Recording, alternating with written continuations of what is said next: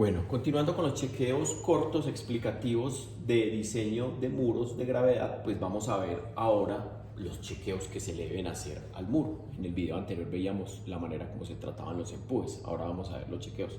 Obviamente, repito que esto hace parte de las presentaciones de PowerPoint que deben estudiar de una manera juiciosa y en algunos casos pues mirar bibliografía al respecto que les complemente algún más. ¿Qué chequeos se le deben hacer? Principalmente 4 chequeos. El primero, el factor de seguridad del volcamiento. El segundo, el factor de seguridad del deslizamiento. El tercero, la excentricidad que está ligado con la capacidad de carga del suelo como tal. Y por último, el cálculo del factor de seguridad del talud, que es como la integración del elemento en el entorno, en una ladera o en el borde de una vía. Pero ese chequeo queda pendiente porque no hemos visto pues, los análisis de estabilidad de talud. Entonces nos concentraremos en los primeros 3 chequeos. Primer chequeo, factor de seguridad del volcamiento. ¿Qué sucede? Que cuando están las fuerzas actuantes, que aquí es la sumatoria, que está la presión estática de la tierra, más la sobrecarga, si hubiera sobrecarga en la corona del muro, y más la condición sísmica, pues esos empujes me pueden generar un volcamiento del muro, como se ve ahí en el esquema. Entonces el factor de seguridad del volcamiento será igual a la sumatoria de los momentos resistentes dividido la sumatoria de los momentos actuantes. ¿Qué sucede aquí? Imagínense que este es el peso del muro. Este muro, si yo tomo momentos con respecto al punto O, pues acá habrá una distancia, ¿cierto? Que me genera el brazo, y el momento que me produce este peso del muro será un momento como en este sentido, y las fuerzas actuantes me generan un momento con respecto al punto O en el otro sentido. Entonces tengo las fuerzas resistentes me generan un momento y las fuerzas actuantes me generan otro.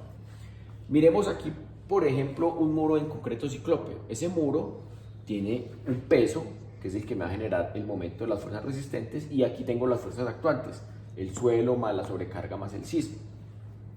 Para poder calcular el peso del muro y el momento que me produce con respecto al punto O, pues lo común que se hace es dividir el muro en figuras geométricas simples. Aquí tengo dividido esto en rectángulos y triángulos. Adicionalmente, ¿qué fuerzas resistentes están actuando ahí? Hay una tierra que está siendo apoyada, todo este trapecio que vemos aquí apoya sobre el muro, entonces esa también se considera como una fuerza resistente. Entonces aquí tengo 6 figuras elementales, de la 1 a la 6, puros triángulos y rectángulos. Esas figuras tengo que calcular su peso. Ese peso obviamente es función del área de la figura y del peso unitario del material. En este caso, del 1 a la 4 será el gamma del muro como tal, y el 5 y 6 pues utilizaré el gamma de la tierra, el área de esta sección por el gamma de la tierra. Entonces todos los brazos, en este caso por ejemplo el elemento 1 que es como la zapata del muro, tiene un peso 1 y tiene una distancia con respecto al punto O. Así sucesivamente tengo que ir calculando esas distancias del centro de gravedad de cada figura al punto donde quiero calcular el momento. Para las fuerzas actuantes, pues ya sabemos cómo se calcula cada una de estas fuerzas actuantes y conoceremos su brazo con respecto al punto O. Ya hemos conocido pues con suficiencia estas alturas que se manejan con respecto al punto O. Entonces, cuando yo ya tenga el peso de todos los elementos resistentes por su brazo y tenga todos los elementos actuantes, pues ya puedo aplicar la fórmula de momentos resistentes sobre momentos actuantes, y según la norma, si el factor de seguridad es mayor a 3 en condición estática, pues me garantizará estabilidad, y si en condición dinámica, si es mayor a 2, también me garantizará estabilidad. ¿Qué diferencia hay entre lo estático y lo dinámico? Pues que en lo estático no tengo en cuenta esta fuerza actuante, y en lo dinámico sí la tengo en cuenta. Tengo las mismas fuerzas resistentes, pero en lo estático no considero el sismo, y en lo dinámico sí considero el sismo como tal. Entonces ese sería el factor de seguridad del volcamiento. Ahora vamos a hablar del factor de seguridad del deslizamiento. Al igual que en el caso anterior, esas fuerzas actuantes puede que no me vuelquen el muro, pero sí me pueden hacer que ese muro se me desplace, se me corra. Entonces, para evitar eso, también tiene que haber una relación, un factor de seguridad entre fuerzas resistentes y fuerzas actuantes. Aquí, ¿cuáles serían las fuerzas resistentes? La sumatoria de las fuerzas verticales, que es el peso de todo este elemento que vemos aquí, vertical si fuera el concreto ciclópeo, y en este caso de gaviones, si yo tengo este muro en gaviones escalonado hacia afuera, el peso del muro sería este. Aquí no hay un aporte de la tierra adicional como en el caso anterior, porque miren ustedes que la tierra está a este lado y no hay un aporte. Si fuera escalonado hacia adentro, pues sí tendría un aporte, pero en este caso no.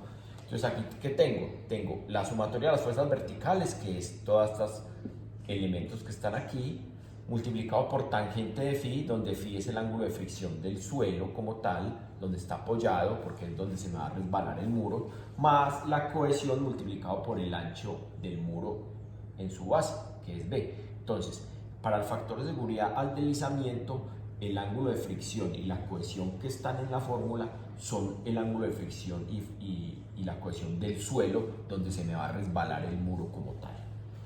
Todo eso lo tengo que dividir entre las fuerzas horizontales. ¿Y cuáles son las fuerzas horizontales? Pues todas las fuerzas actuantes.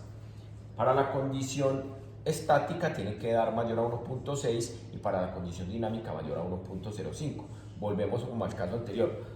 ¿Qué considero en lo estático y qué considero en lo dinámico? Pues en lo estático la fuerza horizontal no tengo en cuenta el sismo, y en el dinámico sí. En lo estático no tengo en cuenta el sismo y en lo dinámico sí tengo en cuenta el sismo para sumar como tal. Entonces miren ustedes que aquí tengo la configuración de un muro en ciclópeo y aquí tengo la configuración de un muro en gaviones. No tengo ningún inconveniente. Ahora vamos a hablar de la excentricidad. ¿Qué es la excentricidad? Es la manera como se transmiten las cargas horizontales, verticales, los momentos con respecto al suelo como tal. ¿Cuándo se considera que la excentricidad es igual a cero? Cuando esa transmisión genera un rectángulo completamente homogéneo en sus lados. Pero ¿qué sucede? Eso por lo general no pasa, porque en algún momento puede haber cierta concentración de esfuerzos en algún punto y entonces esa distribución de esfuerzos en el suelo tendrá esta forma, una forma de trapecio, donde habrá una carga máxima en el suelo y habrá aquí una carga mínima, como tal. ¿A qué es igual la excentricidad?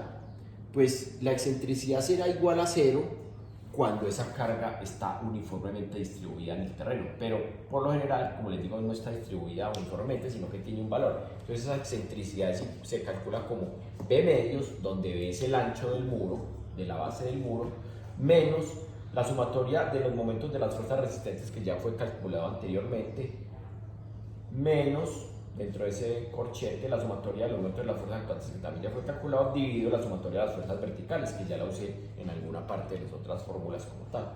Entonces miren ustedes, si la excentricidad es igual a cero, pues entonces no tendré ningún problema y será rectangular. Pero como no es igual a cero en la mayoría de los casos, entonces habrá un Q máximo y un Q mínimo. ¿Qué es igual Q máximo? Q máximo es igual a la sumatoria de fuerzas verticales dividido B multiplicado por 1 más 6E, que fue la excentricidad que calculé arriba, dividido B. Y de igual forma, Q mínimo es igual a la sumatoria de fuerzas verticales dividido B multiplicado por 1 menos 6C sobre B. También, ¿qué hay que hacer un chequeo? Pues obviamente que la carga máxima aplicada en el terreno sea menor que la carga admisible. ¿Y cómo se calcula la carga admisible?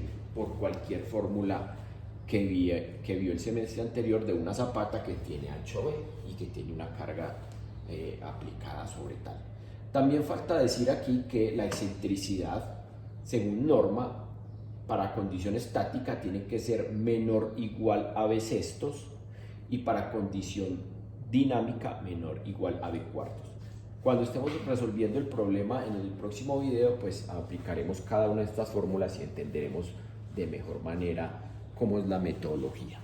Muchas gracias.